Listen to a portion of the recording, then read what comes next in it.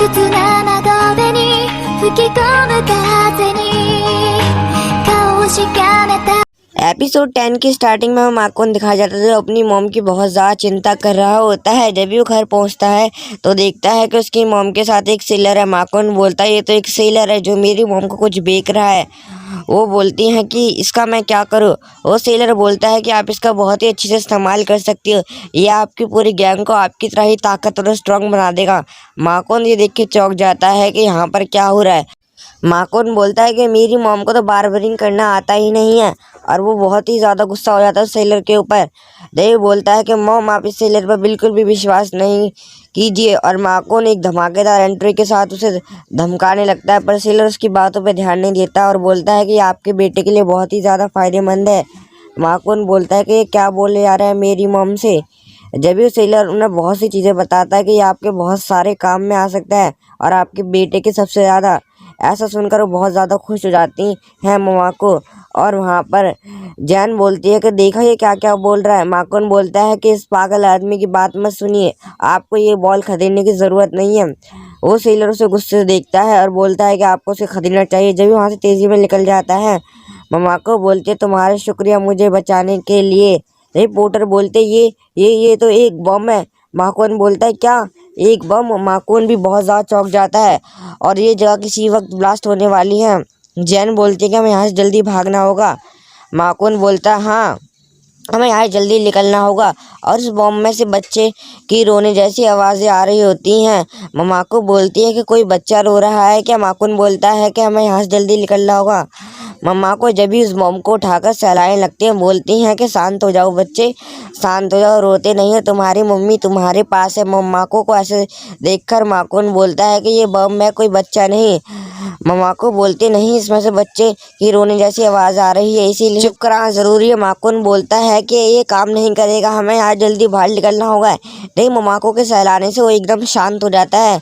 माकून बोलता है ये कैसे हुआ। नहीं मम्मा को बोलती है देखा मम्मी के प्यार करने से कुछ भी शांत हो जाता है। जैसे तुम पहले छोटे जब मैं तुम्हें ऐसी सहलाती थी तुम्हारे सर पर तो तुम भी शांत हो जाते थे। मम्मा को की ये बात सुनकर माकून बोलता है क्या बकवास है। रिपोर्टर बोलते हैं कि ये मदर स्किल है जो किसी को भी शांत कर सकती है। अजय मम्मा को बोलती है कि हमें कहीं पिकनिक पर चलना चाहिए जिसके लिए सब राज़ी हो जाते हैं और वो एक जगह खाना वाना लेकर पिकनिक पर आ जाते हैं। माकून बोलता है कि बहुत दिनों बाद हम किसी पिकनिक पर आए और वो आराम से बैठकर खाना खा रहे होते हैं और अपनी बातों को डिस्कस कर रहे होते हैं एक दूसरे से। नहीं वहाँ पर टाइगर गर्ल दोबारा आ जाती है, बोलती है कि तुम्हारे पास मेरे कुछ स्पेशल वेपन्स आने वाले हैं जो तुम लोगों को जान से मार देंगे और इस शहर को तबाह कर देंगे। माकून बोलता है कि तुम क्या कह रही हो, कौन से स्पेशल हथियार हैं तुम्हारे। नहीं वहाँ पर मेहंदी बोलती है कि तुम कितनी ज़्यादा बकवास हो, तुम कितनी ज़्यादा बेकार हो। उसकी बात सुनकर बोलती है कि तुम क्या बोले जा रही हो और मेहंदी अपने डार्क पावर्स का इस्तेमाल करके उसकी बहुत सारी बुराइयां करने लगती है जैसे कि तुम कितनी ज़्यादा बेकार लग रही हो और तुम में से बदबू आ रही है। जिसे सुनकर टाइगर गर्ल वहाँ पर थोड़ा बहुत रोने की शक्ल बन जाती है और वो भी उस पर गुस्सा करने लगती है। ये भी टाइगर गर्ल बोलती है कि तुम मुझे इस गेम का भगवान बनने से नहीं रोक सकती। ममा को बोलती है कि तुम क्या बोल रही हो और ममा को वहाँ पर खड़ी होने लगती है और ममा को देखकर वो बहुत ज़्यादा डरने लगती है और वहाँ से भागने की प्लानिंग कर रही होती है मन ही मन, क्योंकि वो जानती थी कि ममा को कितनी ज़्यादा ताकतवर है। माकून बोलता है कि तुम हर जगह क्यों टपक जाती हो, ये हमारा पिकनिक का टाइम है और यहाँ चली जाओ। और वहाँ से बड़ी तेज़ी से भाग रही होती है और बताती है कि मेरा स्पेशल हथियार तुम पर कभी भी पहुँच सकता है। तभी वहाँ पर एक ब्लास्ट की आवाज़ आती है जिससे वो सब लोग खड़े होकर देखते हैं। जब वो अपने घर पर जाते तो वहाँ पर हर चीज़ टूटी हुई होती है और वहाँ पर 3 बदमाश आ जाते हैं जो बहुत ही ज़्यादा तगड़े और ताकतवर थे। जब भी उनका बॉस बोलता है कि तुम पहले तो मुझसे बच गए पर इस बार नहीं बच पाओगे। माकून बोलता हो तो तुम ही हो जिसने हमें वो बॉल बम बेचा था। वो बोलता हाँ तो तुम्हें पता चल गया और वो बताता है कि मैंने पूरे शहर में बम लगा दिए हैं तो मुझे ममा को नौकरानी चाहिए। अगर वो मेरे नौकरानी बन जाए तो मैं बमों को नहीं ब्लास्ट करूँगा। ममा को इसके लिए मान जाती है। बॉस ममाको को सर्वेंट की ड्रेस पहनने के लिए बोलता है और बोलता है कि जल्दी पहन कर आओ और हमारी नौकरानी बन जाओ जल्दी और हमारी सर्वेंट बनो। ममाको वहाँ पर वेटर्स की ड्रेस पहनकर आ जाती हैं जो बहुत ही ज़्यादा अच्छी लग रही होती हैं। देवी वो बॉस बोलता है कि कितनी प्यारी लग रही है। जब भी वो बोलता है कि आप बहुत ही ज़्यादा अच्छी लग रही है, जिसे सुनकर ममाको बहुत ज़्यादा खुश हो जाती है। पर माकोन के मुंह पर एक उदासी छाई होती है अलग ही तरह की, और ममाको वहाँ पर उन्हें बहुत ज़्यादा खुश कर रही होती हैं। उन बॉस वहाँ पर बहुत ही ज़्यादा खुश हो रहा होता है, बोलता है कि हमें कुछ खाना ला के दो। ममाको ने फ्राइड राइस ला के देते हैं, जो वहाँ पर बॉस खाकर बोलता है कितना बढ़िया फ्राइड राइस है, मैंने ऐसा अपनी ज़िंदगी में नहीं खाया पूरी। वो बहुत ही ज़्यादा खुश होता है इस फ्राइड राइस को खाकर, बोलता है कि मेरी मम्मी मेरे लिए ऐसा ही बनाती थी, पर मैं उन्हें हमेशा दुख देता था। जैन, मेहंदी और पोटर बोलते हैं कितना बढ़िया बनाया ममाको। माकोन भी बोलता है हाँ ममाको आपने बहुत ही अच्छा बनाया है। जब वहाँ पर वो बोलता है कि अब मुझे बैट वाली सेवा चाहिए ममाको।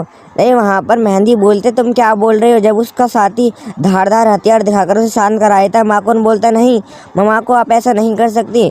ममाको बोलती हैं कि मुझे बैट वाली सेवा करनी पड़ेगी। जब भी उन्हें कम्बल उड़ाने लग जाती है माकोन और सब लोग हैरान हो जाते हैं। मेहंदी बोलती है कि आपको उसने ये करने के लिए नहीं बोला था। माकोन भी बोलता है हाँ आपको उसने ये करने के लिए नहीं बोला था। वो बॉस भी हैरान हो जाता है। ममाको बोलती है कि बैट वाली सेवा यही तो होती है। वो बोलता है मेरा मतलब ये नहीं था, पर वो शर्माने लगता है जब उसे ममाको सुलाने की कोशिश कर रही होती हैं। ममाको उसे सहला के सुला रही होती हैं। ममाको बोलती है कि सो जाओ बेटा, तुम्हारी मम्मी तुम्हारे पास है। जब भी वो अपनी मम्मी को याद करते करते और उनके लिए गिल्टी फील करते हुए वहाँ पर सोचता है कि मैंने उनका खाना कितनी बार ज़मीन पर गिराया है, पर उन्होंने मेरी बात का कभी बुरा नहीं माना है। रे ममाको से सुला देती हैं, जिसे देखकर सब लोग हैरान हो जाते हैं। माकोन बोलता है कि ममाको के पास बहुत ही अच्छी स्किल है, और वो तीनों बदमाश वहाँ से खुशी खुशी जाने लगते हैं। बोलते हैं कि आपका बहुत बहुत शुक्रिया हमारी इतनी सेवा करने के लिए। ममाको बोलती है कोई बात नहीं। माकोन बोलता है कि ममाको सच में बहुत ही ज़्यादा स्पेशल हैं, और ममाको और वो सब हॉट स्प्रिंग में नहा रहे होते हैं, पर ममाको वहाँ पे कुछ परेशान दिख रही होती है। माकोन बोलता है कि हमारी दूसरी मीटिंग में आप इतना परेशान क्यों हो। ममाको बोलती है कि मैं उन बच्चों के बारे में सोच रही हूँ जो उस टाइगर गर्ल ने उन्हें अपने पास पकड़ रखा है। वहाँ पर टाइगर गर्ल आ जाती है, बोलती है कि तुम मेरे बारे में ऐसा कुछ नहीं बोल सकती ममाको, और तुम ऐसा बोलने का तुम्हें हक किसने दिया ममाको। माकोन बोलता है कि तुम यहाँ क्या कर रही हो, और माकोन को देखकर वो वहाँ पर छुपने लगती है। नहीं, मेहंदी से पूछती है कि तुम इस लड़के के साथ क्या कर रही हो। मेहंदी बोलती है कि मैं उसकी होने वाली बीवी हूँ। नहीं, पोटर बोलती है कि हमें एक साथ नहाने में बहुत ज़्यादा मज़ा आता है। जैन बोलती है कि तुम यहाँ पर क्या कर रही हो, ये सब छोड़ो। वो बोलती है कि मैं नहाने आई हूँ क्योंकि उस टावर में नहाने की कोई फैसिलिटी नहीं है, इसीलिए मैं यहाँ पर महीने में एक बार नहाने आती हूँ। और मेहंदी बोलती है ओह जब भी तुम में से इतनी गंदी बदबू आती है, और तुम्हारे बाल एकदम गंदे हैं। और वहाँ पर मेहंदी अपनी डार्क पावर्स का इस्तेमाल करके उसकी दोबारा बेइज्जती करने लगती है, जिसे सुनकर वो बोलती है कि तुम एक लड़की हो और तुम मेरे इतनी गंदी बेइज्जती नहीं कर सकते। और वो वहाँ पर रोने लगती है और वहाँ से भागकर बाहर चली जाती है। बोलती है कि तुम अगली बार ऐसा कुछ मत करना कि मैं तुम्हें जान से मार दूँ। माखोन बोलता है कि ये क्या है, यह हर बार हमारा पीछा कर कहीं ना कहीं पहुँची जाती है हमारे पास। मेहंदी बोलती है हाँ, पर मैं इसे अगली बार इतना बेइज्जत करूँगी कि ये कहीं आने लायक भी नहीं रहेगी। अरे वहाँ पर वो सारी मॉम और श्रिया उन्हें एक गिफ्ट देने आई होती हैं। बोलती हैं कि आपका बहुत बहुत शुक्रिया हमारे बच्चों को बचाने के लिए। मम्मा को बोलती है कोई बात नहीं, आपके बच्चे और मेरे बच्चे एक ही हैं। मम्मा को बोलती है कि आप लोग यहाँ पर आए उसका बहुत बहुत शुक्रिया। जब भी मॉम बोलती हैं कि हम आपकी मदद करना चाहते हैं आज के लिए उस टावर को जीतने के लिए, वो सभी लोग टावर को जीतने जाने लगते हैं। मम्मा को बोलती है कि मैंने तो अपने कपड़े धो देते हैं। वहाँ पर सभी औरतें कपड़ों की बातें करते हुए जा रही होती हैं।